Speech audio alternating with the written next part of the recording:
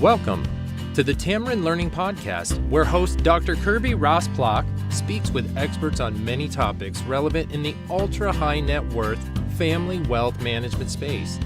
Kirby is author of several books, including The Complete Family Office Handbook, and shares her expertise consulting with families and family offices.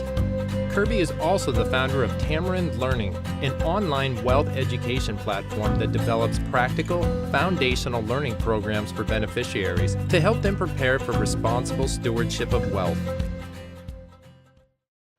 Welcome to the Tamarind Learning Podcast. I'm your host, Dr. Kirby Rosplock, and I'm super excited to have with us today Dr. Jamie Weiner, who's going to share a lot more about his recent book. It's called The Quest for Legitimacy: How Children of Prominent Families Discover Their Unique Place in the World.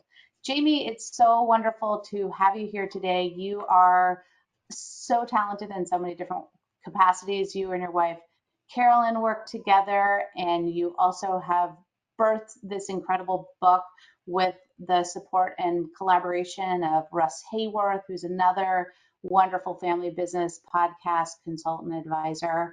And then this book is also rich with a lot of research supported with academics like Frank Barbera and others. And so I'm so excited to have you on the Tamarind Learning Podcast today, because this book is a real valuable contribution to the literature of inherited wealth and understanding the complex relationship that families have with bringing up, the next generation and helping them launch successfully into the world. So welcome.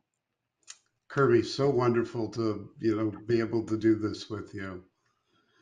With all respect for all you're doing with Tamarind Learning. So thank you. Well, I have to admit, Jamie and I have had the chance to work in many different capacities over the years, including the FFI practitioner. So the Family Firm Institute is something near and dear to both of our hearts, and I commend you for all the work and support you do and continue to do with their study groups and, really supporting not just the inheritor community, but the advisor community to serving wealthy and complex families. I have great respect, and to have you on today as a guest is a real treat for me. So thank you. Thank you. Well, this is not your first book, right? So you've written other books, including one of my favorites, The Legacy Conversation. But I'm just curious, if we go to what inspired you to write The Quest for Legitimacy, what motivated you? Who's this book for? I mean, tell us more about what inspired you to go down this path. So Kirby, I think the real thing that kind of got me passionate about writing this book, about doing the research, was the experience of rising Gen family members. And it really didn't start with, oh, let's write a book. It started with hearing all the talk about, oh my God, these entitled privileged kids, and not truly believing that was the real picture. And the beauty of Zoom and everything else is it really opened the door to being able to interview rising Gen family members from around the globe. So we interviewed 24 rising Gen family members twice. And I could tell every time they talked to me that their hope was that they would make a difference for other rising Gen family members. That's really inspiring. And I just want to say that COVID has been, right, a blessing and a curse, really a curse for the majority of cases, but in a strange way, when you're gathering research and able to have sort of these intimate personal conversations through a platform like Zoom or GoToMeeting or whatever you're using, there's probably something powerful, right, to jump to all different parts of the world to get to connect with these different individuals, cross cultures and ethnicities. So that's another thing I love about your book, is that it doesn't seem totally Western centric. So I love that you bring in a broader audience, and it's more relatable. So one of the greatest moments was having a conversation with somebody in Indonesia. And other than the time difference, right? And so it was 11 o'clock at night for her and sometime in the morning for me and Russ somewhere in between. It opened the world and made us really realize that we're all part of this global world. And and COVID was a mixed blessing because it allowed me time to write the book. Yeah. Well, and for a lot of folks, it was a turning inward, right? It was a period of like reevaluating, reassessing, and, you know, I think I found that that is a gift. We oftentimes don't stop the busyness of our chaotic lives to start to look inward as much as maybe we all need to. At least I can say that for myself. But one of the things I just found so accessible about your book is that it was incredibly relatable, and your stories felt so genuine and authentic. And that's not, I can't say that about a lot of the books I read in our literature today. So thank you for making it normalized and not um, putting some of these stories on a pedestal or making them sound so unique, but rather really relatable. And I mean, I don't know if that was your intention, but it's certainly an outgrowth of something I got from reading through your book, which was for me a real page turner. So it really started even with the question we asked, because there's a lot out there about the rising gen or the next gen or whatever we're going to call them. But the question we asked was, what is it like growing up in the land of giants? And not once did anybody stop us and say, what do you mean by land of giants? They knew what we were talking about. They could name their giants in their lives, and they could talk about their personal experience of what it's like growing up in this world. Well, giants mean so many things to so many different folks. And I know your book creates an awareness of how they might be your parents, they might be your grandparents, they might be the founders going back generations.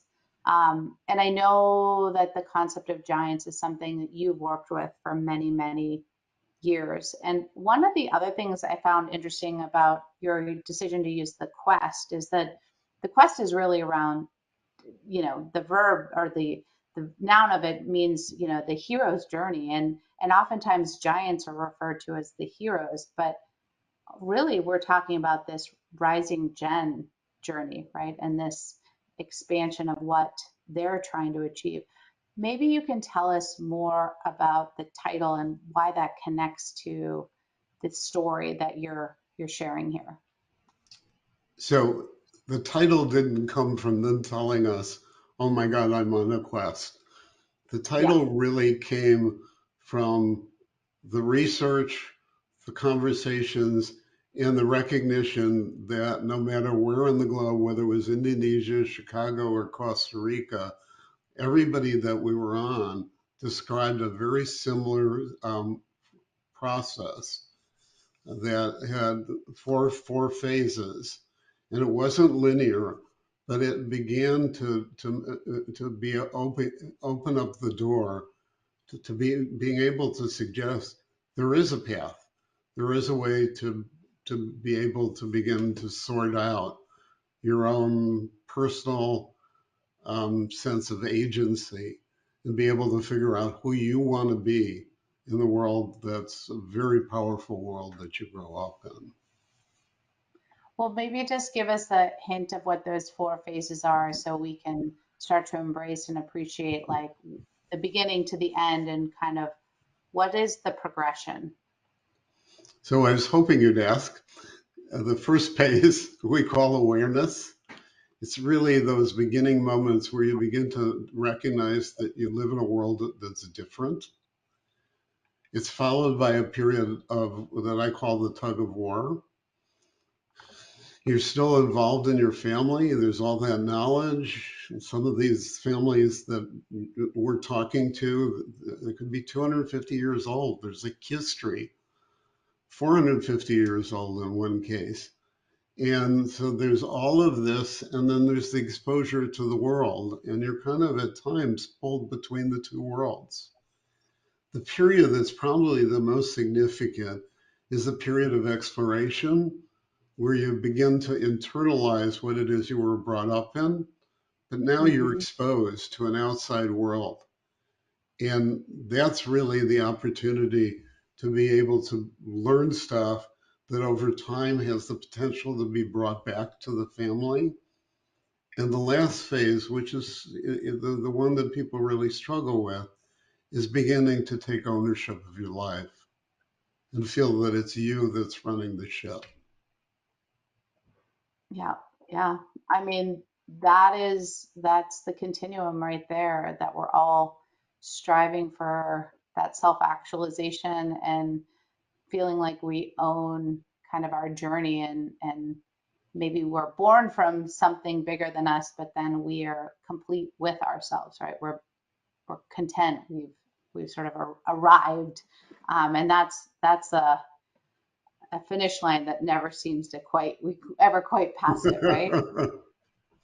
Yeah, I talk about how and I'm in my 70s, I talk about still being rising Yeah. and how the book was really an act of truly finding something that made me feel legitimate and like had a contribution to make in the world. Yeah. Well, one thing I love in your book is you talk about the concept of liminality. And you write, liminality is the essence of the middle phase of the rite of passage. And that struck a real core for me, um, because I see that with a lot of families and a lot of individuals I work with where they're in a transition phase. They may not even know it. Um, but maybe tell us more about what that concept means in your book and how it fits into the journey of a person who might be born into one of these complex types of families. So probably the one that everybody would relate to is COVID was a period of liminality. It was a Hmm. period of feeling betwixt and between. And what we realized in all of the interviews that we did is that everybody went through a period of feeling betwixt and between. And as a psychologist, I'm also really differentiating it from depression and anxiety and all those clinical terms in order to make it a normal part of being on a quest, being able to Hmm. sort out what's important to you and figure out where you want to be in the world, because there are a lot of options out there. There is a lot of options, and I just I really like that there was a sense of like you're moving maybe from one state. I think COVID is a great example of we all kind of know what our lives were like before COVID, and now we're in this transition phase that we don't really know exactly when it will end or how our new normal will look because we still haven't quote arrived there. So I love that as it relates to someone sort of going on this quest for legitimacy where they might know that they're going through some transition, but they don't actually know what the, arrival point looks like. They can't define that. They just know that they're not the person they were when they started this, right? So one of the examples that I love to tell about in this is a young man. Parents had had the talk with him in high school about the privilege and the world he was born into, and he went off to college. And everybody was talking about what they were going to do to make a living. And he went, "Oh my God, I have so many options." And it threw him so powerfully that he ended up going home and spending about a year and a half in home, um, with support from his parents. So that was really the beautiful part of the story, beginning to sort out who he is, what he wanted to do, and eventually went back to school and got a master's degree and could have gone on and taught. But it really used that period to sort out um, what's important to him, what he wants to do with his life. a little bit more than the idea of a gap year, Yeah. because it wasn't a planned year, but a year that was really used to gain exposure and just sort. Yeah. And again, sometimes we can't plan for that, right? We can't plan for those moments of, oh, I need to just step back, and there's so many great points that you make in the book around, getting stuck or sort of things that trigger you, right? To maybe have those periods of liminality. But I also really love the section of your book where you talk about how frequently individuals get stuck, and there's a connection to trust, not the entity trust, but the relational trust. And maybe you can talk more about why it's pretty common to get stuck in this sort of transition or in this journey, and what that meant to some of the people you talked to. So in the book, I talk about the 4.5 years I spent working at Cook County Jail. And it's sort of, it felt like it was the bottom. And it was really clear. In fact, I created a group. We did some exercises.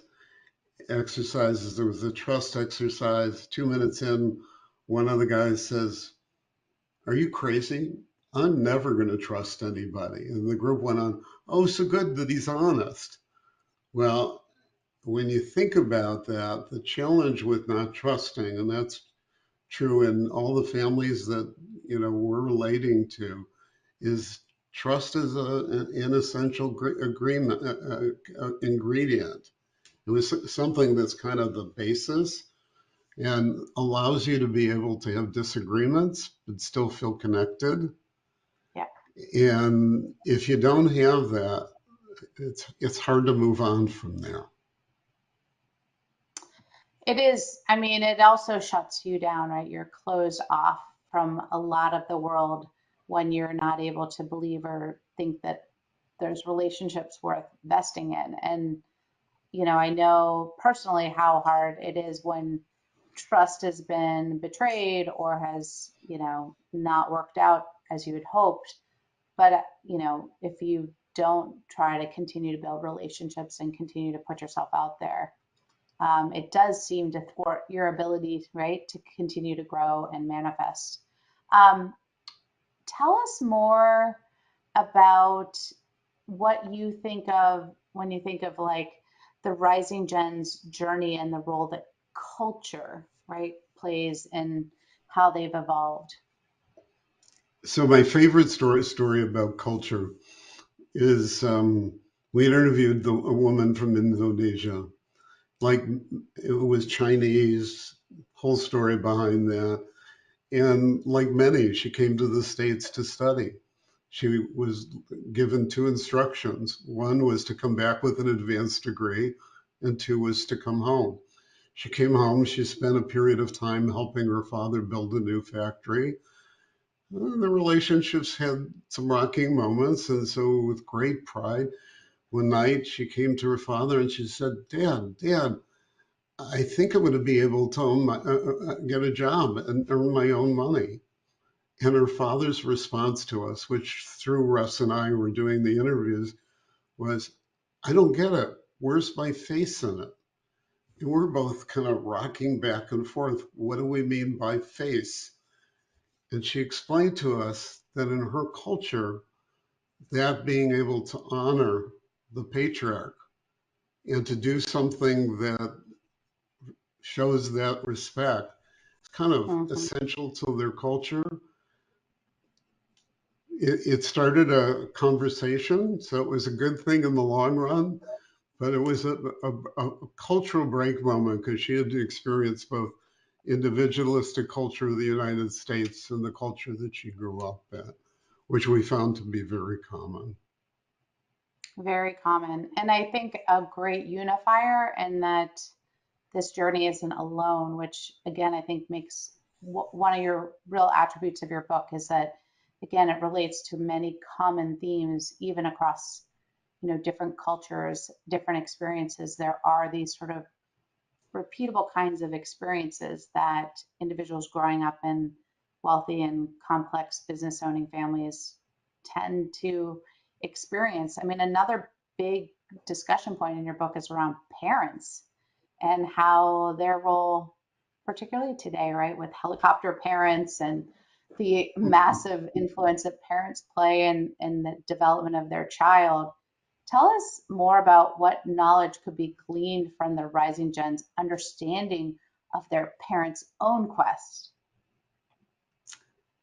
What a great question. First of all, a lot of times the parents don't understand that they're perceived as giants. Mm, So they don't quite get what the experience is for the rising gen growing up in their world. um, there's a magic moment that can happen when parents reveal their humanness and where the giants become mortal and where they can describe. And because, a kid growing up sees a moment in an adult's life, they don't see all the struggle it took to get there. mm, And, Rishi is a major character in the book. His father is from India. He was a little bit luckier because his father's success and his growth kind of happened at the same time. But in contrast, somebody who we interviewed who grew up in a family that was 250 years old, the founder is a historical figure. The history is powerful. And to see that there are rocky moments in that history and that everybody had to struggle and get through them is a liberating experience for somebody rising up, growing up in that culture. I think that's great, incredible, powerful insight. And again, the journey of the parents or whoever created wealth and significance in a family, if it's not experienced by the rising gen, it's not that it's discounted, but it's not proportionately appreciated because they didn't live it. And so that lived experience for a family member coming up is incredibly connected to maybe how they think about their parents or the wealth or businesses in their family or the prominence of their family. And it's important to unpack that to right size, right? Because there's so many matriarchs and patriarchs I've had the privilege to work with who either feel misunderstood, misappreciated, or quite honestly, conflicted. I spent too much time, right, focused on building wealth, and now I have to spend so much more time focused on, you know, loving my children or participating in their lives or being more of an active um, participant in the community. So again, I see this firsthand, and I love that you talk about that parent's own journey vis-a-vis the rising gen's journey, and why that is a really important relationship, right, to unpack. Yeah, so having grown up in a family with a prominent father, not a wealthy father, but my dad was a rabbi. He was a central figure in the community. There were a couple thousand people at his funeral. Um, there were conversations we never had. And, my father came from Germany. He went to Palestine. He came on a boat that he had to go through India. Those stories were never told. There was never the opportunity for me to make him human. And so this is something that I feel is tremendously important and Yeah, just makes a difference. it does make a difference. And I love that you added your story to your book. I mean, it's hard, right? It's hard to write about your own personal experience, but boy, for me, it made me appreciate you as an author, as a peer, as a writer, as a researcher, so much more, just even having more insight to how this whole journey, like we all experience it on some level. And, you know, the other thing, I mean, just jumping to another part of the book that I loved was, how does one reconcile being part of a family, but maybe not part of the family enterprise or the wealth creation or the story, and how that sort of disconnect and reconciliation process is unique and different for each person. So one of the stories that is pretty central in the book is the story of Rishi. Um, Rishi went off to college. He did some entrepreneurial things. He was asked to come back and help his dad and spent 5 years working with his dad. Went off to graduate school. His dad bought many businesses, came back home. There was one in trouble. And as a result, he spent a year in the business, went off to the World Cup, came back and got an email and was fired by his father in email. So the original plan was that he would be heir apparent. And for a number of reasons, he stopped talking to his dad for a couple of years, knocked on his dad's door, which I think was pretty heroic. And his dad, almost in tears, said, "I'm so glad that you did this. I would never have reached out." So Rishi now has a role where he's still communicative about the enterprise, but he's gone on to, as a professor, has gone on to doing training, is building his separate life out here. And his siblings are still in the role of potential heir apparents. And you can feel the tension that exists. And Rishi wants to be there for his brothers, but he also understands the value of being a little bit more on the outside. And there are financial considerations and all that other stuff that go with it, of course. But Well, and it's a really major awareness factor that several family members reach, where either they, figure out maybe they're not the fit. So the powerful disappointment that probably Rishi went through.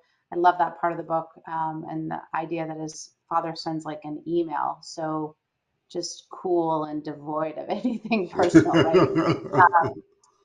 To let him know that his services are no longer needed. And I mean, it's very relatable where family and business don't necessarily mesh, seamlessly. And family members who are really successful often have a very strong, deliberate, and harsh business side of them. But when it butts into family members, it's, can be unsettling.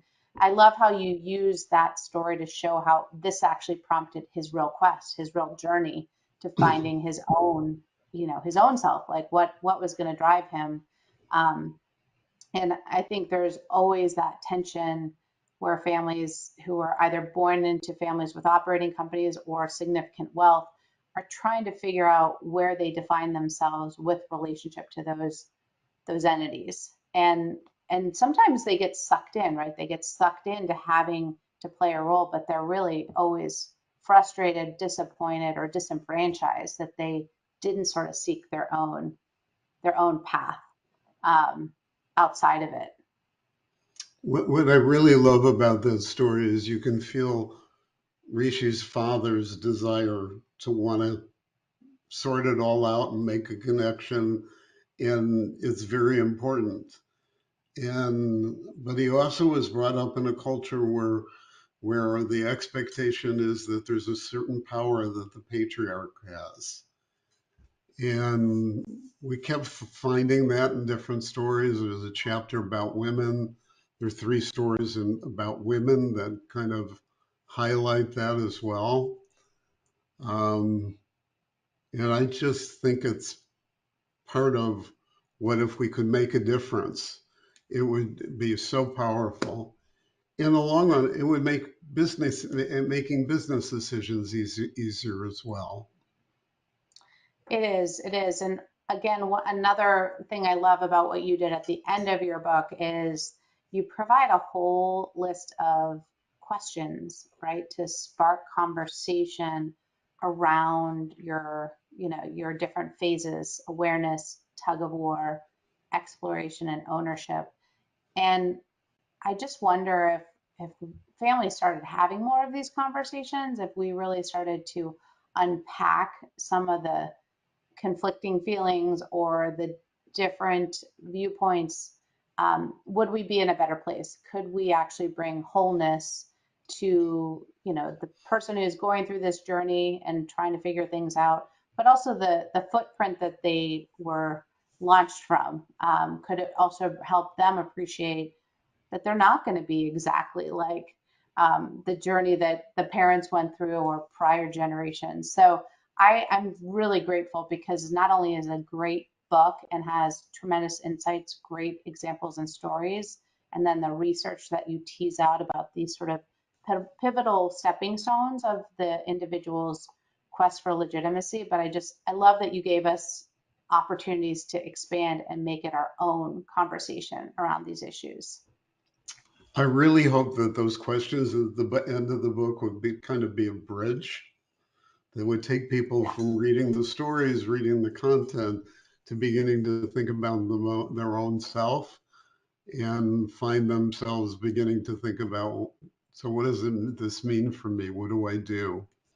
And maybe Yeah. even from that, begin to look for other experiences that would help them on the quest.